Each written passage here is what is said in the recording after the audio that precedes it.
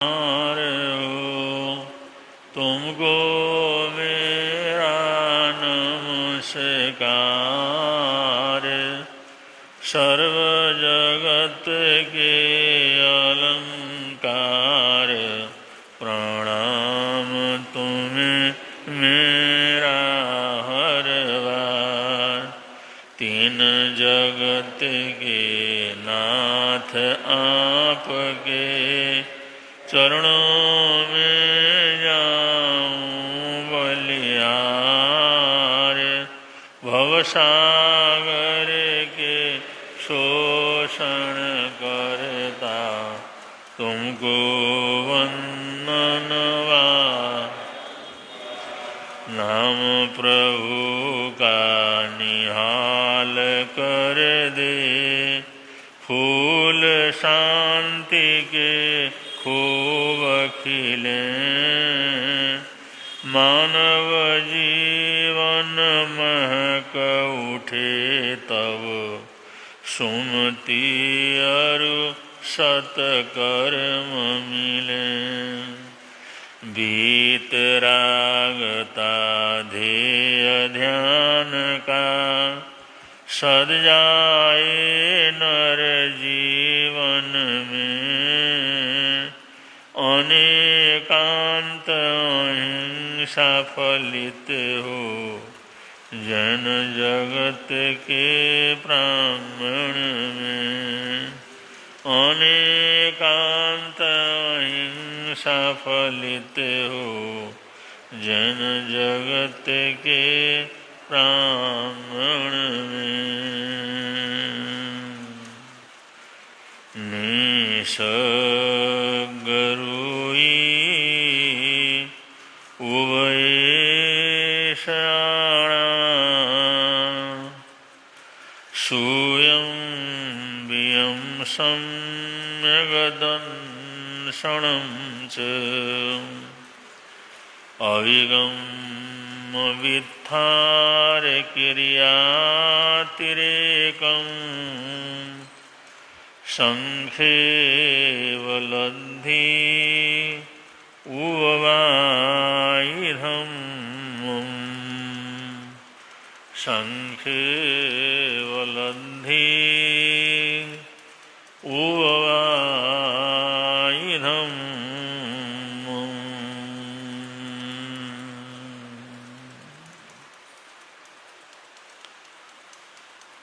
शास्त्रकार कहते हैं अगर मनुष्य की पुण्यवानी से कोई योग संयोग प्राप्त होने पर अगर निसर्ग रुचि पैदा हो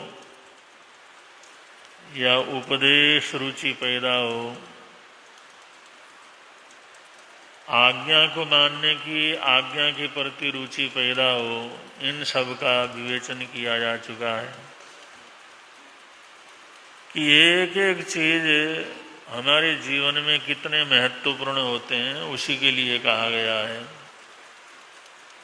बहुत सी आत्माओं को स्वयं वियम सम्यक दंशनम च सूत्र रुचि पैदा होती है। बहुत से के मन के अंदर बीज रुचि पैदा होती है। ऐसे ही जो भागशाली पुण्यशाली आत्माएं हैं उनमें अभिगम रुचि या वित्थार रुचि या क्रियातिरेक रुचि संक्षेप रुचि आदि 10 प्रकार की अभिलाषाएं पैदा होती हैं। 10 प्रकार की रुचि पैदा होती है। 10 प्रकार से वो कहीं न कहीं संभावतया जीवन के अंदर ऐसी अभिरुचि इच्छा आकांक्षा पैदा होती है। अगर बाय द वे अगर हमारे जीवन में इन 10 रुचियों में से कोई रुचि पैदा होती है तो उसका परिणाम ऐसा होता है अंदर से उसके जीवन का विकास प्रारंभ होता है, परिष्कार प्रारंभ होता है, जीवनी शक्ति का ऊर्ध्वारोहण होना शुरू हो जाता है। वो अपने जीवन में ऊर्ध्वगति की तरफ, ऊपर की तरफ बढ़ने लग जाता है। ऐसे अद्भुत चमत्कार हमारे जीवन के अंदर स्वतः ही घटित होते चले जाते हैं। तो बड़े भाग्यशाली पुण्यशाली होते हैं जिनके जीवन में ये अभिरुचियां पैदा होती हैं। और इसके बाद बतलाया जैसे श्रावक धर्म है, क्योंकि अभिरुचि होना यही जो सम्यक्त्व का एक दर्शन है, लक्षण है। अपने संबंध में, आत्मा के संबंध में, परमात्मा के संबंध में, जगत के संबंध में, इस दुनिया का सत्य क्या है, वास्तविकता क्या है, हमारा जन्म क्यों हुआ है, हम कहाँ से आए हैं, कहाँ चले जाएंगे। अगर ऐसी जो है जिज्ञासा, ऐसी अभिरुचि, ऐसा आंतरिक भाव अगर पैदा होता है तो ये भावों का पैदा होना ये सम्यक्त्व का लक्षण होता है, प्रारंभ रूप रहता है।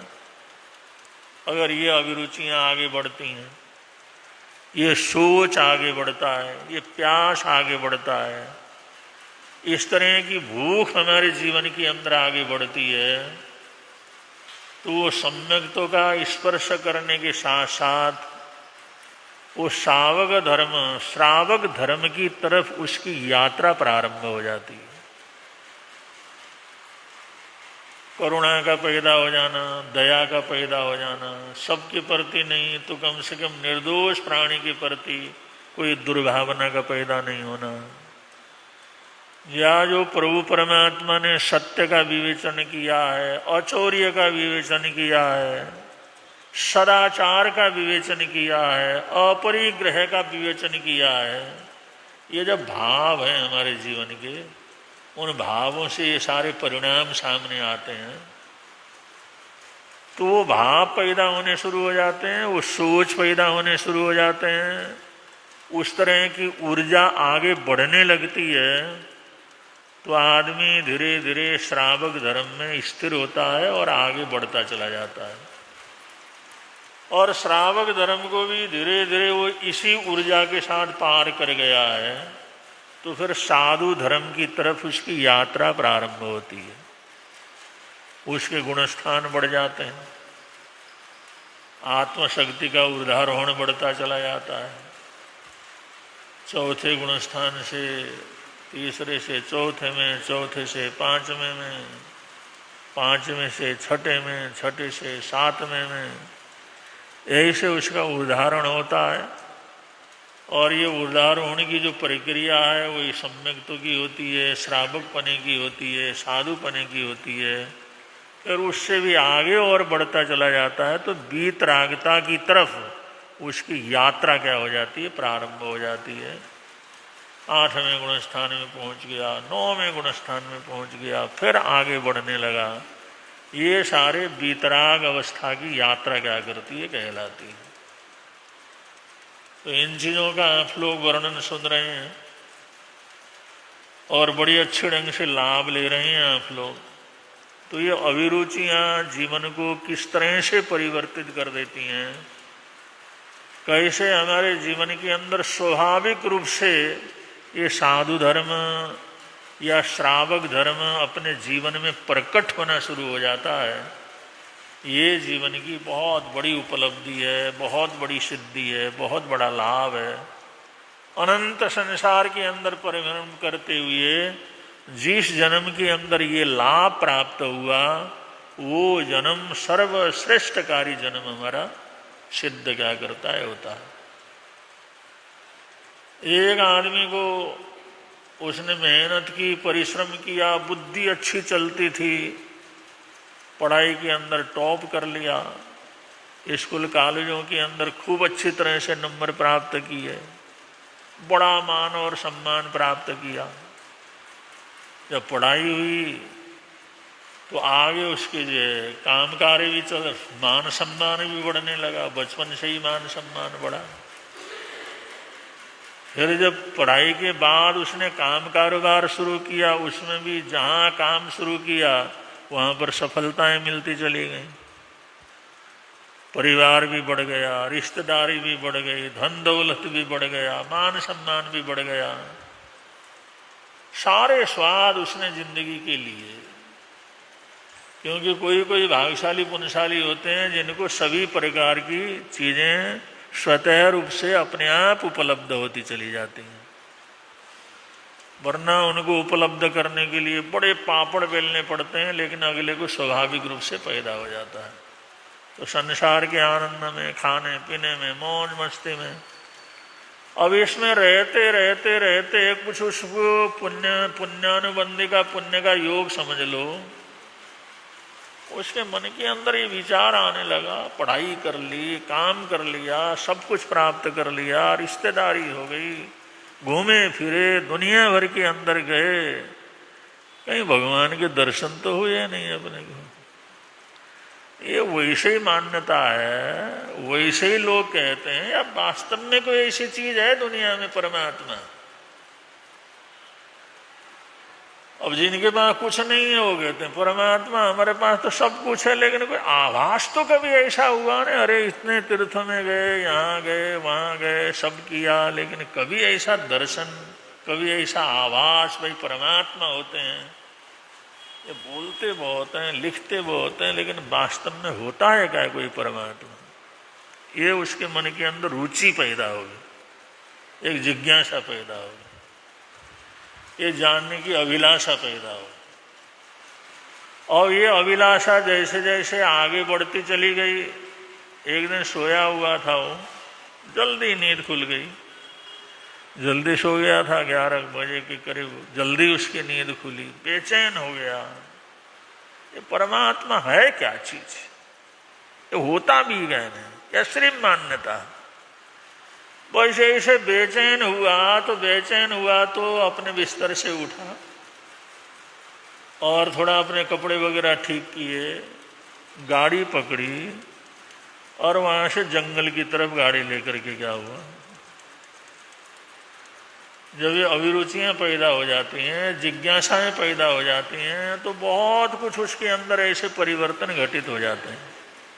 अकेला आदमी एकदम जंगल की तरफ रात्रि के समय 11-12 बजे वो गाड़ी लेकर के जंगल की तरफ क्या हुआ, रवाना हो गया। जैसे प्यास लगती है तो इंसान को शांति से बैठने नहीं देता, जब तक उसका समाहार न हो, प्यास बुझाने का साधन न हो, तब तक उसको शांति नहीं मिलती। अगर भूख बहुत लगती है तो भूख का जब तक समाधान न करें तब तक उसको शांति नहीं मिलती। ऐसे ही ऐसी रुचि पैदा हो जाती है, जिज्ञासा पैदा हो जाती है, गहरी जिज्ञासा होती है, तो उसको समाधान करे बगैर उसको शांति नहीं मिलती। जंगल में अंधेरे में चलता चला गया, धीरे धीरे आगे बढ़ता चला गया। उसको यही पता नहीं कहाँ जा रहा हूँ, क्या कर रहा हूँ, क्या करना है, कहाँ जाके क्या करना है। बस रुचि पैदा हो गई, अभिरुचि पैदा हो गई, और उसका दिमाग थोड़ा सा ऐसा अशांत हो गया। और क्या परमात्मा होता दुनिया के अंदर है क्या? ये है तो कैसा होता है, क्या होता है? भाई इस जिज्ञासा से रात्रि को अकेले जंगल में क्या कर गया, पहुंच गया। और उधर जाते जाते जैसे ही चला जा रहा था, जाते जाते उसने जंगल में एक तरफ एक मंदिर को देखा। तो मंदिर है इधर, सड़क की इस तरफ जो मंदिर है, और पहले भी उधर से गुजरा होगा, कभी जाया होगा, लेकिन वो ऐसा ध्यान तो था नहीं यहाँ पर मंदिर है। लेकिन आज बिल्कुल अकेला जंगल के अंदर अकेला चला जा रहा था, उसकी कार दौड़ रही थी। देखना इधर कोई मंदिर है और कुछ प्रकाश है उधर जंगल में, मंदिर बस्ती तो कुछ है ही नहीं। अब जैसे वहां से कार से निकला और निकल करके धीरे धीरे उस मंदिर की तरफ जैसे उतरता हुआ चढ़ता हुआ मंदिर की तरफ चढ़ता चला गया। और कार तो नीचे रोक दी, मंदिर तक जाते नहीं थे, ऊपर थोड़ा पैदल चलना पड़ता था। वो चला गया, इधर उधर देखता दुखता चला गया।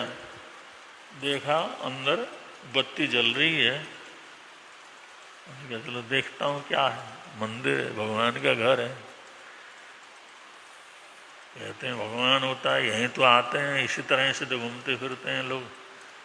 अब जिस समय गया, थोड़ा सा दरवाज़ा ढुका हुआ था, उसको खोला और अंदर की तरफ जरा गया तो वहाँ पर एक नौजवान को देखा जो बैठ करके रो रहा था। बात क्या है, जंगल के बीच में, अभी कोई आवाज आएगी कुछ भी नहीं है। इस जंगल में, एकांत जंगल में ये युवक और बिल्कुल वेदी के सामने एकदम बैठ करके रो रहा बुरी तरह। क्या बात है, हुआ क्या? किसी ने कुछ बहाने तो नहीं, कुछ हुआ तो नहीं, इसको क्या तकलीफ है?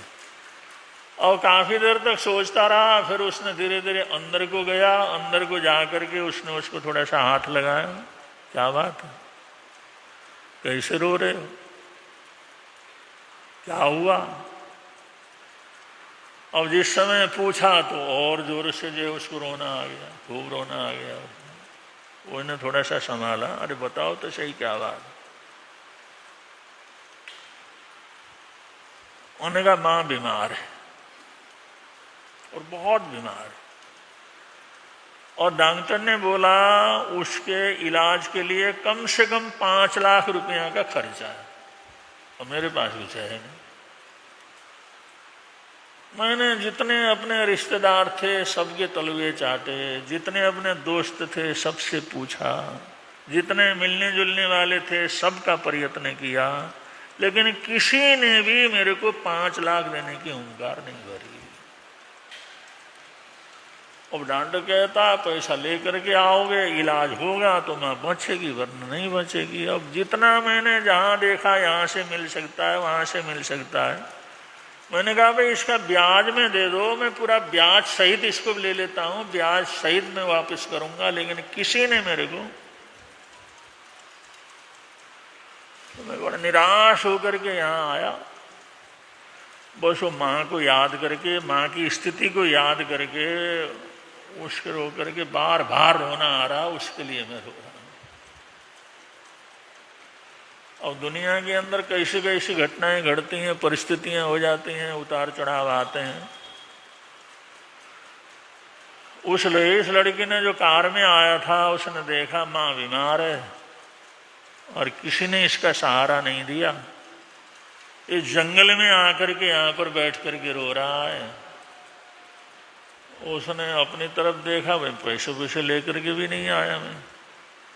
उसने अपने गले में जो सोने की जंजीरें थी वो उतार ली, हाथ में अंगूठी थी वो उतार ली, और उतार के कहा ले ले। वो जो भी उसने आभूषण पहने हुए थे, संपन्न आदमी था, समृद्धि संपन्न था, कार में आया था, उन्हें कहा ले। और एक दूसरी अंगूठी थी वो भी उसको दे दी, ये सोने की चीजें हैं और लगभग तेरा काम इससे क्या कर जाएगा, हो जाएगा। और फिर जेब में हाथ डाला और जो भी उसको पैसे थोड़े बहुत निकले, बड़ा आदमी था, जेब में कुछ न कुछ तो था ही, उसने निकाल करके वो भी उसके हाथ में ले, ये भी ले ले। मैंने कहा देख लेना, इलाज करवा लेना, और तुम ऐसा कर लो, मेरा नंबर लिख लो, नंबर लिख लो। अव्वल तो मेरे हिसाब से तेरा जितना खर्चा है माँ की इलाज के लिए उतना पूरा हो जाएगा, ये पूरा हो जाएगा। फिर भी अगर नहीं हुआ तो मेरा नंबर ले ले, और नंबर ले करके मेरे को सूचना कर देना। अगर कभी ऐसी तकलीफ हो तो मेरे नंबर पर सूचना कर देना। मैंने कहा नहीं साहब, आपका बहुत बहुत धन्यवाद है, आपने बड़ी कृपा की, लेकिन आपका नंबर नहीं ले सकता। अरे भले माने नंबर क्यों, जरूरत पड़ी तो सूचना कर देना। जरूरत पड़ी, कभी भी ऐसा हुआ इलाज ना हो सका, उसमें ज्यादा जरूरत पड़ी तो सूचना कर देना, नंबर ले ले। मैंने कहा नंबर नहीं ले लिया। मैंने कहा किसी बड़े आदमियों का नंबर है तेरे पास? बड़े आदमियों का तो नहीं, लेकिन एक उस शक्ति का नंबर है, उस ताकत का नंबर है, उस दुनिया की एक शक्ति है, उसका नंबर मेरे पास है, जिसने रात को 2:30-3 बजे आपको उठा करके सहयोग करने के लिए मेरे पास भेजा, जबकि कहीं कुछ ऐसा होने की संभावना नहीं थी। उस महान शक्ति का, जो बड़े से भी बड़ी की शक्ति है, उसका जो है मेरे पास नंबर है, जिसने 2-2:30 बजे के करीब इस अंधकार में, इस भयंकर जंगल में मेरे को सहयोग करने के लिए आपको उठा करके यहाँ तक भेजा, वो उसका नंबर है, और मेरे को नंबर की जरूरत नहीं। तो युवक ने हिसाब लगाया, कोई ना कोई ताकत तो है जो मेरे को बिस्तर से उठा करके जंगल के अंदर लेकर के आया, और ये कहता है उसका नंबर है, उसका स्मरण किया था, उसी के चरणों में आया था, वहीं पर गुहार लगाई थी। इसने रात को आपको अपने बंगले से उठा करके यहाँ तक भेजा, बस उसका नंबर है, और कोई नंबर मेरे को इसका चाहिए नहीं। मतलब उसके आंखों में भी आंसू आए, और वो लड़का जा रहा था, भगवान है या नहीं, उसकी आंखों में भी कोई आंसू आए। उन्होंने कहा कोई न कोई ताकत तो है, कोई न कोई ऐसी शक्ति तो है, कोई न कोई ऐसी ताकत तो है, कोई न कोई ऐसा ऐसा आत्मशक्ति या परमात्मा शक्ति तो है। वास्तव के अंदर ये जो कहता है, भाई जिसके पास गुहार लगाई तो आपको रात को वहाँ उठा करके इस जंगल के अंदर रात को 2:30-3 बजे आपको मेरे पास क्या किया।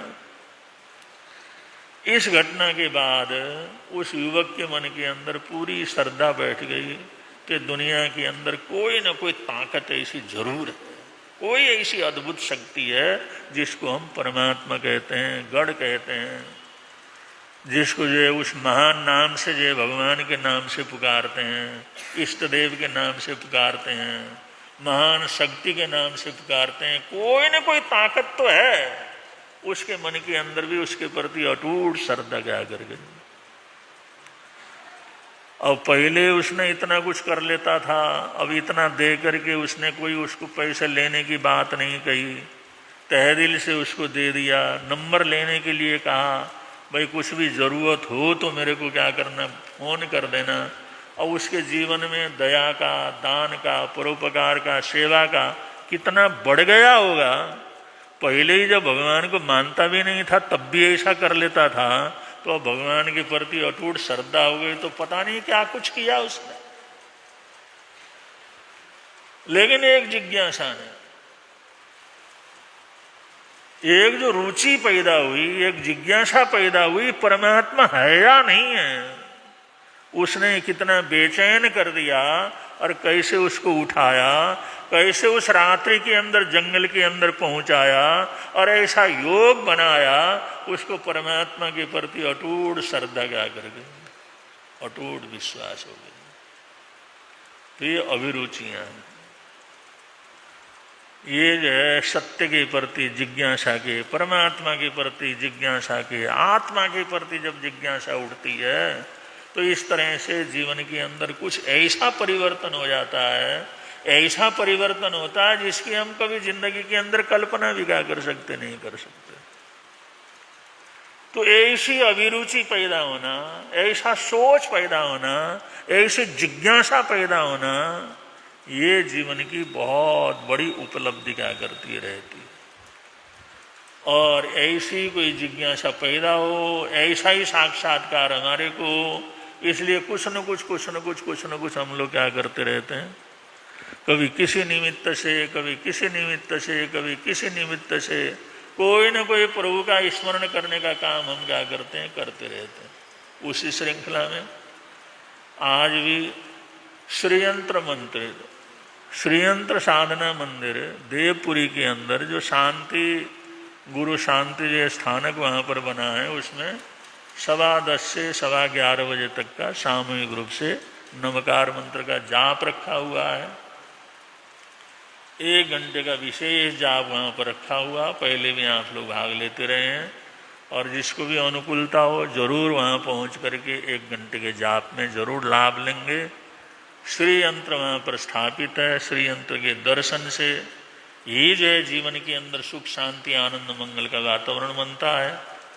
और वो उनकी स्मृति में बना है जो आराध्य गुरुदेव श्री शांति स्वरूप जी महाराज साहब, फूलचंद जी महाराज साहब, खूबचंद जी महाराज साहब, निहालचंद जी महाराज साहब, उनके प्रति अटूट श्रद्धा रखने वाली समर्पित वो बहनें थीं, ब्रह्मचारिणियाँ थीं, जिनका नाम था शांति बहन,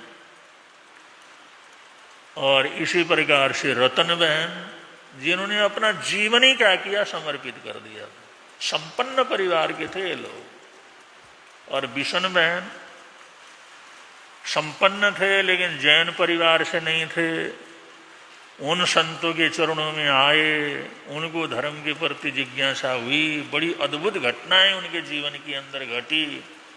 रतन बहन ने तो प्रत्यक्ष विष्णु के दर्शन जो है उन्होंने कर लिए थे। गुरु महाराज के पास शर्त था उनका, क्योंकि वो दक्षिण भारत में गई थी, वहाँ पर अपना जीवन समर्पित कर दिया था। उनके माँ बाप चाहते थे ये लड़की वहाँ न रह करके अपने घर के अंदर आए। किसी तरह गुरु महाराज के पास आकर के जिस समय बातचीत की तो इतनी होशियार, इतना तर्क वितर्क करने वाली, उन्हें जिस समय कहा वो छोड़ करके इस रास्ते को चलो, तो उन्होंने कहा एक शर्त है, अगर आप प्रत्यक्ष विष्णु के दर्शन करवाएं तो मैं छोड़ करके क्या कर सकती हूँ, आ सकती हूँ। उसका शर्त था।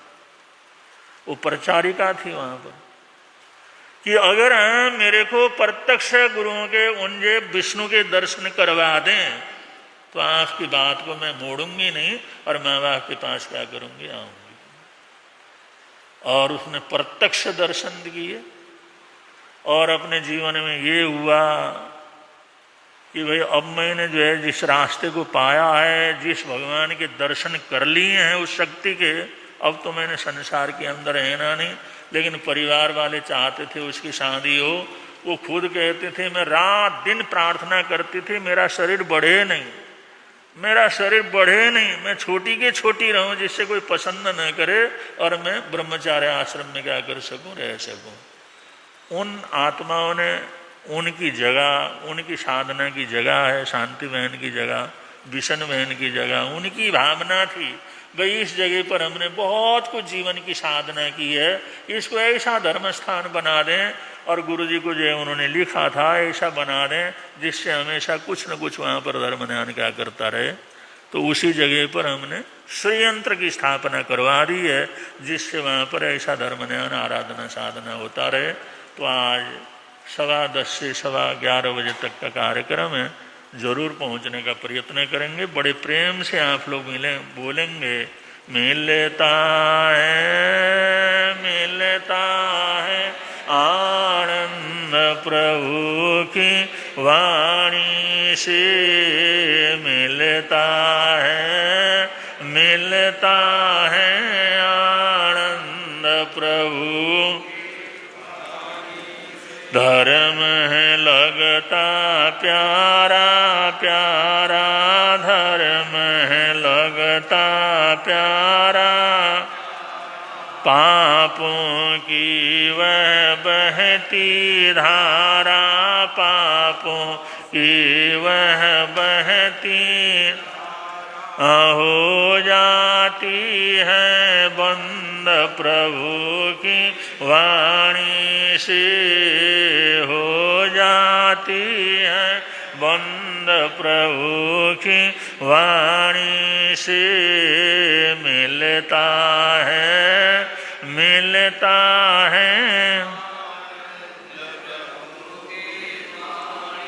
आज हमारे